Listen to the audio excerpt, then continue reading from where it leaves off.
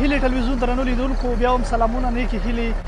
موږ راغلي یو د تورخم بارډر ته، ډېر شمېر هېوادوالو هغه ستونزې موږ راواخیستلې. په لسګونه تنه هغه مریضان چې اجل دي دمګړې په کومه حالات کې دي. دلته چې موږ مسؤلینو سره خبرې وکړې دوی پر وینا چې موږ 20 تنه مریضان هغه څوک چې ډېر زیات اجل دي د پاکستاني مسؤلینو سره په همغږۍ باندې له تورخم دروازې اړو. د تورخم دروازې مسؤل ښاغلی قاري صاحب، د قاري صاحب تاسو ستړي مه شئ، په خیر راغلی. سلامت وروره، په خیر یې؟ که د تورخم دروازې په اړه معلومات ورکړئ. ډېر زیات هېوادوال غواړي چې د دروازې په اړه معلومات واخلي. دروازه د چا پر مخ خلاص شوې، څوک پرې تګ راتګ کولی شي؟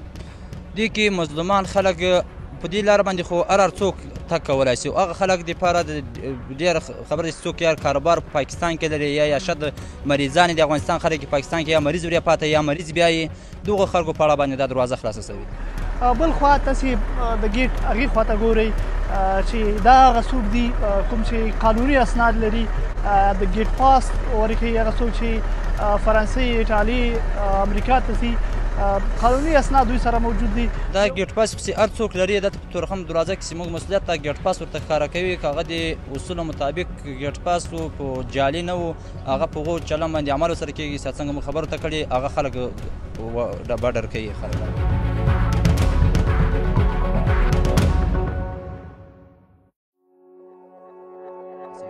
دغسې اوازې خپرې شوي چې تورخم دروازې نه کولی شي هغه هېوادوال چې پاسپورټ هم نه لري په تذکیره باندې صرف کولی شي پاکستان ته ووړي. تاسې څومره دغه موضوع څېړلې، دا څومره حقیقت لري؟ بیا هم په دې موضوع کې خو موږ چاته خبره نه ده کړې چې پاسپورټ یې ونه لري او خاص په تذکره باندې دې واوړي.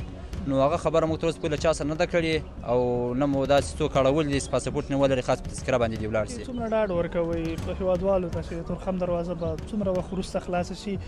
تېره ورځ مو ژمنه شوې وه چې په 12 تاریخ به د تورخم دروازه خلاصېږي. لا هم هغه دروازه د زیات شمېر هېوادوالو پر مخ بنده ده.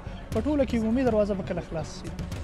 موږ کوشش کوو چې د دروازې زیات کوشش کوو چې 12 تاریخ مو خبر کړو چې دا به خلاصېږي په عموما، خو موږ زیات کوشش کوو، بیخي زیات خپل کار م روان کړی ده. کوشش کوو چې دا دروازه تر 12 تاریخ هم چې اوس خبره واوښته، موږ کوشش کوو چې یوه ورځ مخکې کېږي، موږ کوشش کوو چې خلاص یې کړو.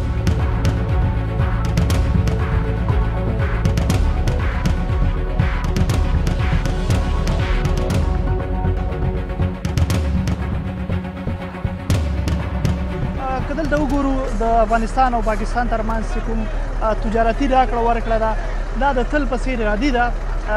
دواړه لوري له پاکستان له لوري هم چې کوم څه افغانستان ته راوړل کېږي هغه هم دلته ځي. د ځای نه چې کومه تازه میوه ده لکه انګور دي، همدارنګه مڼې دي او پیاز دي، دا هغه څه دي چې له ده لوري پاکستان ته وړول کېږي.